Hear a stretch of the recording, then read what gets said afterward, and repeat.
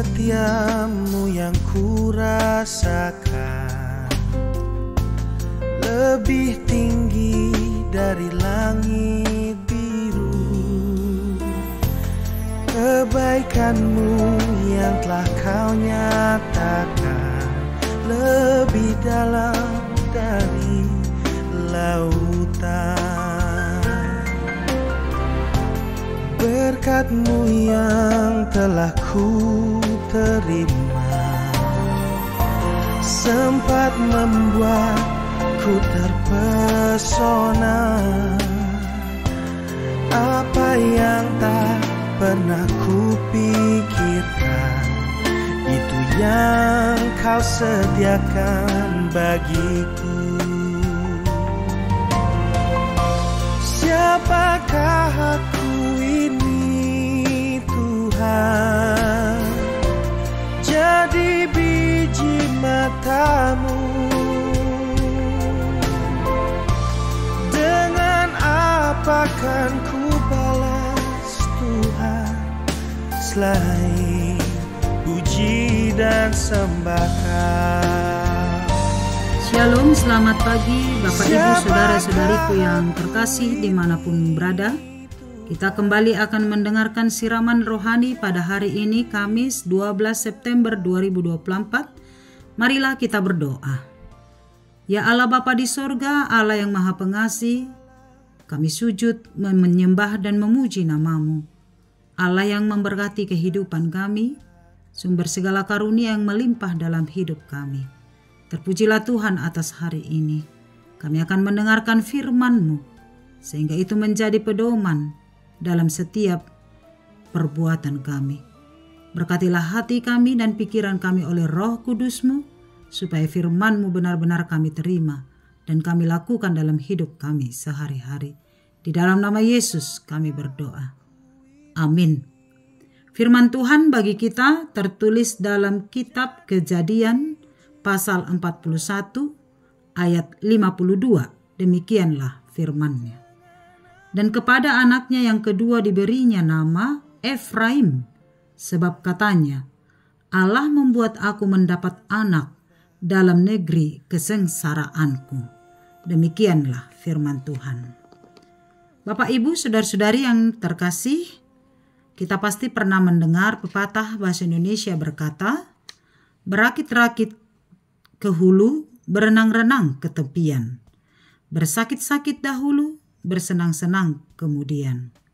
Atau seperti sebuah film yang disimpulkan, sengsara membawa nikmat. Itu menunjukkan kepada kita bahwa kepahitan, kesengsaraan dan penderitaan yang dialami oleh seseorang, jika dengan tekun dan berjuang, maka sukacita, nikmat, dan kesenangan akan terjadi di masa depan. Setiap orang pasti punya masa lalu, dan mungkin masa lalu yang kita jalani penuh tantangan, kepahitan, dan penderitaan.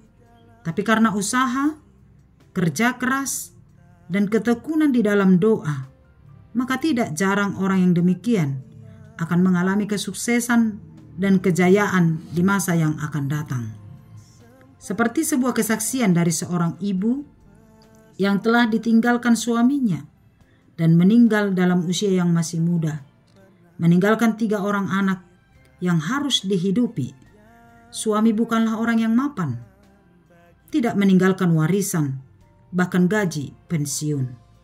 Si istri harus banting tulang untuk mencari nafkah untuk kebutuhan anak-anaknya, dengan mengandalkan dagangan kecil-kecilan. Tetapi dengan usaha, ketekunan, dan tetap mengandalkan Tuhan, usaha dagangannya semakin berkembang sedikit demi sedikit. Anak-anaknya bertumbuh sehat dan jadi anak-anak yang pintar dan baik. Sehingga ketiga anaknya itu bisa menuntut ilmu, bersekolah sampai sarjana, dan bekerja dengan baik, menjadi orang yang sukses. Itu pasti di luar dugaan sang ibu tersebut. Jika melihat dari kemampuan dan keberadaannya, dia tidak akan mampu menyekolahkan anak-anaknya. Tapi karena ketekunan, usaha, dan kerja keras yang dibarengi dengan doa dan keyakinan kepada Allah, maka kebahagiaan dan sukacita pun terwujud. Demikian pula lah Bapak Ibu saudara-saudariku yang terkasih, yang terjadi kepada Yusuf anak Yakub. Ia mulai mengalami kesengsaraan pada usia 17 tahun. Ia mendapat perlakuan istimewa dan menjadi kesayangan ayahnya. Tapi pemberlakuan itu justru menjadi cikal bakal Yusuf mengalami kesengsaraan, sehingga ia dijual oleh saudara-saudaranya sebagai budak ke Mesir. Baru saja dipercaya di rumah Potifar, ia dipenjarakan karena fitnah istri Potifar tuannya itu selama bertahun-tahun. Ia menunggu kepastian yang tentu membuat Yusuf sangat menderita. Namun Yusuf tetap mempertahankan kesetiaannya kepada Allah dan kinerjanya yang selalu teruji sebagai orang yang didiami oleh Roh Tuhan.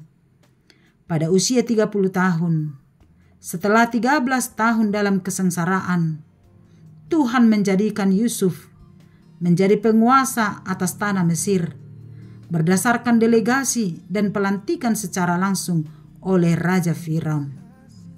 Yusuf dipercaya menjadi penguasa atas tanah Mesir dan dia hidup dalam sukacita, kesuksesan, kejayaan bersama istri dan anak-anaknya. Dalam nats kita ini, Tuhan memberi anak kedua bagi Yusuf yang diberi nama Efraim. Sebab katanya, Allah yang membuat aku mendapat anak di negeri kesengsaraanku. Nama itu mengingatkan Yusuf bagaimana Allah bertindak dan berkarya dalam hidupnya untuk menyelamatkan dan menolong dia dalam kesengsaraan yang ia jalani. Nama itu juga menunjukkan bagi Yusuf bahwa kesuksesan dan kejayaan yang dia miliki membuat dia harus tetap rendah hati, tidak sombong, tetapi tetap mengingat dan mengingani bahwa Tuhanlah yang memberkati dan menyelamatkan hidupnya. Inilah pelajaran yang sangat berharga bagi kita. Ketika kita berada dalam kesengsaraan, penderitaan, dan pergumulan, kita harus menjaga hidup kita supaya tetap setia kepada Allah dan hukum Allah, supaya kita tidak jatuh kepada dosa. Tetaplah berjuang, bekerja keras, tekun dalam doa-doa kita, sebab Tuhan mampu mengubahkan kesengsaraan menjadi sukacita dan kebahagiaan. Tetaplah rendah hati dan mengandalkan kuasa Tuhan dalam setiap perjalanan hidup kita, sehingga kelak sebagaimana Yusuf mampu menyelamatkan saudara-saudaranya. Oleh karena kerendahan hati, ketekunan dan ketaatan kepada Tuhan, kita pun akan menjadi berkat bagi sesama kita. Amin. Terima kasih ya Allah Bapa di sorga buat anugerah Tuhan atas hari ini. Engkau memberi kami napas kehidupan. Engkau mengizinkan kami Tuhan bangkit dari tidur kami untuk melakukan segala kegiatan kami pada hari ini. Terima kasih atas firman-Mu yang telah mengingatkan kami Bapa yang baik, bahwa dalam kesengsaraan, penderitaan sekalipun, Tuhan menginginkan kami untuk setia, iman kami tetap teruji, dan dalam penderitaan sekalipun, kami tetap menjaga kehidupan kami supaya tidak jatuh kepada dosa. Dan pada akhirnya kami yakin dan percaya Tuhan mampu dan berkuasa mengubah penderitaan itu menjadi sukacita.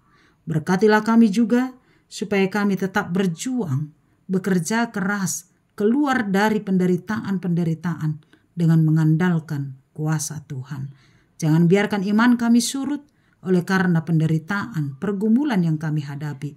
Sebab kami yakin dan percaya Tuhan tetap bekerja, berkarya, menolong, menyelamatkan orang-orang yang percaya. Kepadamulah kami berserah sepanjang hari ini. Biarlah hidup kami senantiasa di dalam tuntunan tangan Tuhan. Berkati setiap pekerjaan kami, berkati kesehatan kami, berkati keluarga kami, berkati anak-anak kami dimanapun berada. Tuhan tuntun oleh kasih-Mu.